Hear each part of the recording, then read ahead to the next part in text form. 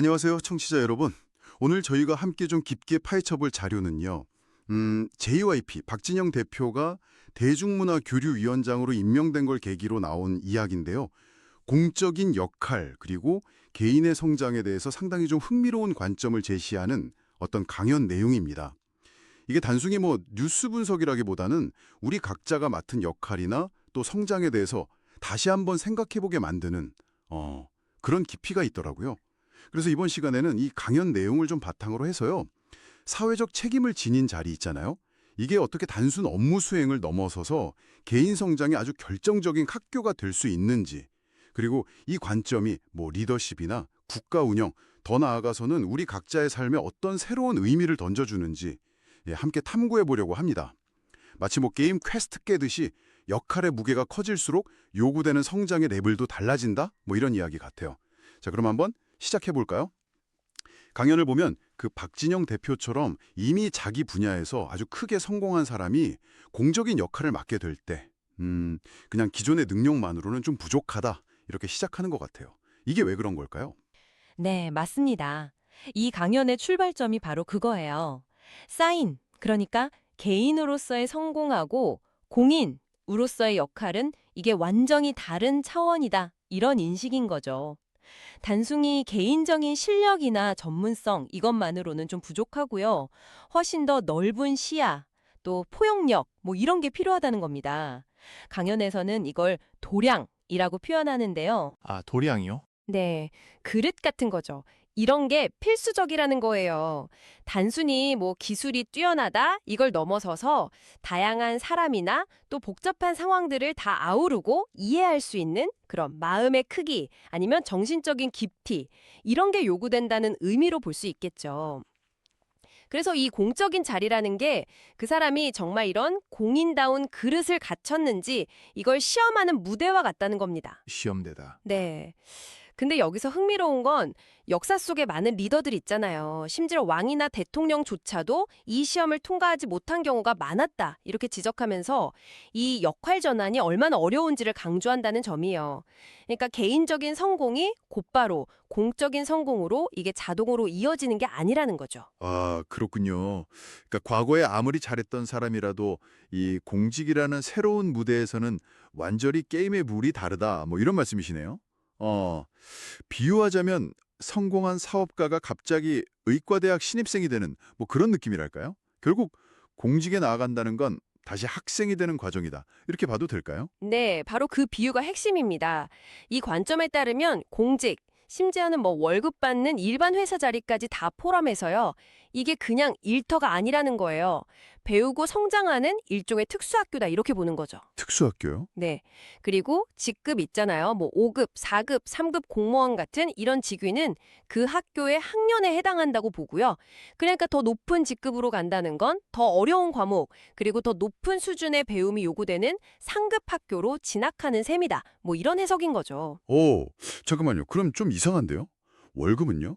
보통 우리가 월급은 일한 대가, 뭐 성과에 대한 보상이라고 생각하잖아요. 근데 이 관점에서는 그것도 의미가 다른가요? 그렇습니다. 이게 정말 좀 파격적인 주장 중 하나라고 할 수 있는데요. 공직에서의 월급은 뭐랄까 성과와 직접적으로 연동된다기보다는요. 물론 뭐 역량이 부족하면 자리에서 물러나야 하겠지만요. 그 학교에서 공부하는 데 필요한 환경을 유지하기 위한 지원금, 예, 일종의 장학금 개념에 더 가깝다는 겁니다. 아, 장학금이요? 네. 진짜 가치는 월급 액수 그 자체가 아니라 그 직급에 도달했기 때문에 만날 수 있는 사람들, 또 경험할 수 있는 그런 도전적인 상황들, 즉, 더 높은 수준의 공부를 가능하게 하는 그 환경 자체에 있다는 거죠. 월급은 그 학습 환경을 누릴 수 있도록 뭐랄까 최소한의 여건을 마련해주는 수단이다. 이런 해석입니다. 와, 정말 관점의 전환인데요. 듣다 보니 점점 더 흥미로워지네요. 그렇다면 조직의 리더, 우리가 흔히 수장이라고 부르는 사람들의 역할에 대한 생각도 이건 뭐 완전히 달라져야 할 것 같은데요. 우리가 보통 생각하는 것처럼 막 세세하게 업무 지시하고 결과 꼼꼼하게 챙기고 이런 관리자 모델하고는 좀 거리가 멀겠군요. 네, 상당히 다릅니다. 이 자료에서 강조하는 리더의 핵심 임무는요, 실무를 막 직접 처리하는 게 아니에요. 주어진 환경, 그러니까 사람, 예산, 정보, 이런 것들을 최대한 활용해서 배우고 성장하는 것, 여기에 집중해야 한다는 겁니다. 배우가 성장하는 거요? 리더가요? 네, 실제 실행은 그 분야 전문가들한테 맡기고요.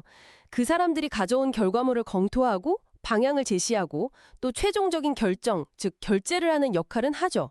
하지만 리더 본인은 그 과정을 통해서 더 큰 그림을 보고 통찰력을 키우는 데 주력해야 한다는 겁니다.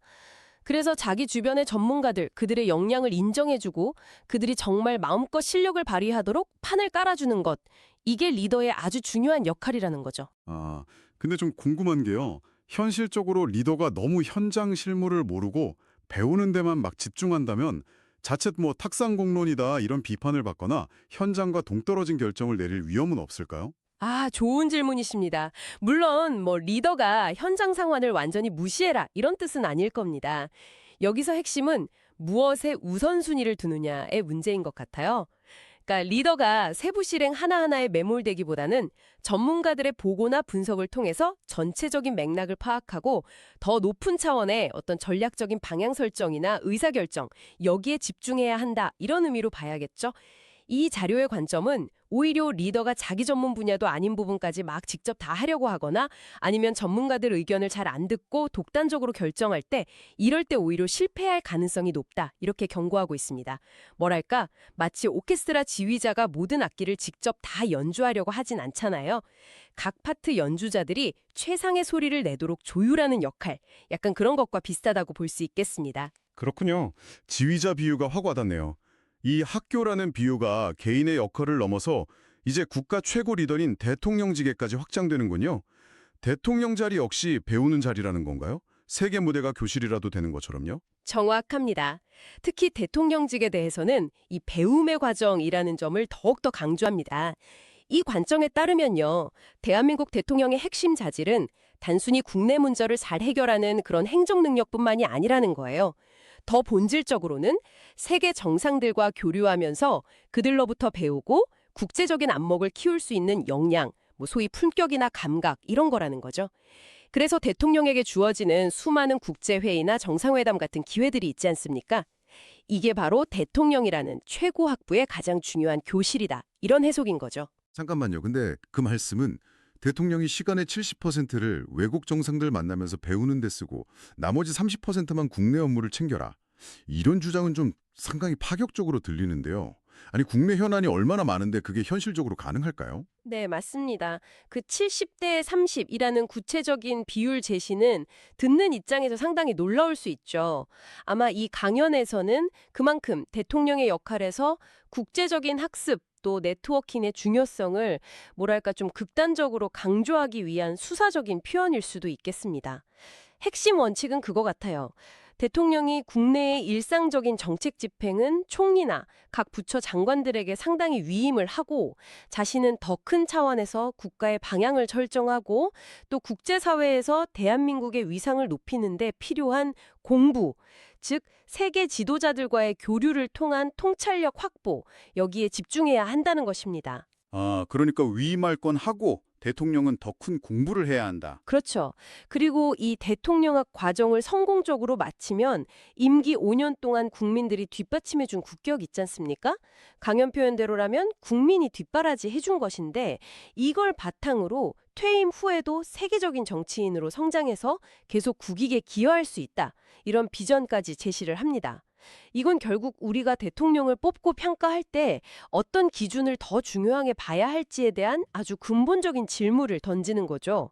단순히 단기적인 국내 문제 해결 능력 이것뿐만 아니라 세계 무대에서 얼마나 성장할 수 있는 잠재력을 가졌는가 이것도 봐야 한다는 시각입니다. 야, 개인의 성장, 리더십의 본질, 대통령의 역할까지 이야기가 쭉 확장되었는데 이 모든 것이 결국 대한민국이라는 국가 전체의 어떤 역할이나 사명, 이런 것과 연결되는 것 같네요. 맞습니다. 이 강연은 개인과 리더의 성장을 넘어서 대한민국의 좀 독특한 국가적 사명과 연결을 짓습니다.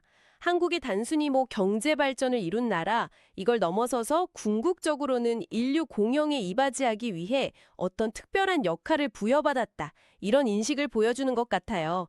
비유하자면 한국 전체가 하나의 거대한 인류 문제 연구소이자 미래 인재를 키워내는 나라와 같다. 이런 거죠. 인류문제연구소요? 네.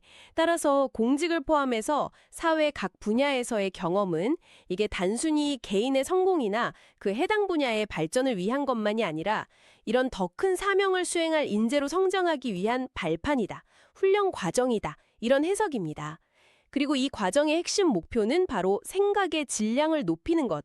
즉, 피상적인 이해를 넘어서 문제의 본질을 꿰뚫고 더 넓고 깊게 사고하는 능력. 이걸 기르는 데 있다고 보는 겁니다. 아, 여기서 생각의 질량이라는 표현이 계속 나오는데 그게 정확히 어떤 의미일까요? 단순히 그냥 똑똑하다, 지식이 많다 이런 것과는 좀 다른 의미겠죠? 네, 생각의 질량은 단순히 지식의 양이 많다는 의미를 확실히 넘어섭니다. 그보다는 주어진 정보나 현상을 그냥 받아들이는 게 아니라 그 이면에 있는 어떤 원리나 구조를 파악하고요. 또 다양한 요소들을 서로 연결해서 전체적인 맥락 속에서 이해하는 능력. 뭐랄까, 사고의 깊이와 넓이를 의미하는 것 같아요. 더 나아가서는 미래를 예측하고 좀 창의적인 해결책을 제시할 수 있는 통찰력, 이런 것까지 포함하는 개념으로 볼 수 있겠습니다. 이런 능력이 커질수록 더 큰 책임을 감당하고 더 많은 기여를 할 수 있다. 이런 거죠. 그리고 즉 재물에 대해서도 언급하는데요. 이건 이러한 능력을 키우고 더 큰 일을 하는 과정에서 자연스럽게 따라오는 결과물이지 그 자체가 막 추구해야 할 목적은 아니라고 강조합니다. 아, 재물이 목적이 아니다. 네. 오히려 재물은 더 큰 기여를 가능하게 하는 환경이자 도구에 불과하다. 이런 관점입니다. 그렇다면 이 이야기를 듣는 저희 청취자 여러분들 입장에서 보면요. 현재 내가 어떤 자리에 있든지 간에 그게 뭐 회사원이든 자영업자든 공무원이든 단순히 그냥 맡은 일 잘 해내고 월급이나 이익 얻고 이걸 넘어서야 한다는 그런 메시지네요. 지금 내 자리가 나를 성장시키는 학교라면 나는 이 학교에서 뭘 배우고 어떻게 생각의 질량을 키워나가야 할까? 뭐 이런 질문을 스스로에게 던져봐야겠어요. 정확히 그렇습니다. 이 강연의 메시지를 우리 개인 차원에서 적용한다면 내 자리가 곧 학교다. 이런 인식을 갖는 게 아마 출발점이 될 겁니다. 현재 업무 스킬이 익히는 건 뭐 기본이고요. 그 역할을 통해서 만나는 사람들, 또 부딪히는 문제들, 성공과 실패의 경험들, 이런 것들을 잘 성찰하면서 어떻게 하면 나의 시야를 넓히고 생각의 깊이를 더할 수 있을까? 즉 말씀하신 대로 생각의 질량을 어떻게 키울 수 있을지를 끊임없이 고민해야 한다는 거죠. 이 개인의 성장이 모여서 국가 전체, 나아가 인류에 기여한다는 큰 그림으로 연결되는 건데요. 근데 강연은 여기서 한 발 더 나아가서 우리 사회의 좀 성숙한 구성원들에게 특별한 역할을 부여하는 것 같습니다. 아, 그 마지막에 언급된 사회부모님 역할이군요. 이게 어떤 의미인가요? 네, 강연은 사회 부모님의 역할을 강조하면서 마무리됩니다. 여기서 부모님이라는 건 단순히 뭐 나이가 많은 세대를 지칭한다기보다는요, 사회 전체를 깊이 있게 통찰하는 눈, 즉 세상 보는 눈을 가지고 국가와 사회가 올바른 방향으로 나아가도록 이끌어야 할 책임감을 가진 사람들, 이런 의미인 것 같아요. 이분들은 개인적인 성공을 넘어서서 사회 공동체의 문제에 관심을 갖고 해결책을 모색해야 한다. 예를 들어 강연에서 언급된 것처럼 아주 심각한 사회 문제인 자살 문제 해결, 대한민국 자살 제로 프로젝트, 이런 근본적인 과제에 앞장서야 한다는 겁니다. 그리고 이러한 노력이 궁극적으로는 한국 사회를 넘어서 인류 전체에 기여하는 길, 인류 자살 제로 프로젝트, 여기까지 이어져야 한다는 아주 큰 비전을 제시합니다. 이건 우리 각자에게 자신의 성장을 넘어서 사회 전체의 성숙과 발전을 위해서 내가 어떤 역할을 할 수 있을까, 이걸 좀 고민해보라는 강력한 촉구로 들립니다. 네, 오늘 정말 JYP 박진영 대표의 위원장 임명이라는 하나의 사례에서 시작해서요. 공적인 역할이라는 것이 단순한 직책 수행을 넘어서 개인의 어떤 심오한 학습과 성장의 기회가 된다는 참 독특하면서도 깊이 있는 관점을 탐구해 보았습니다.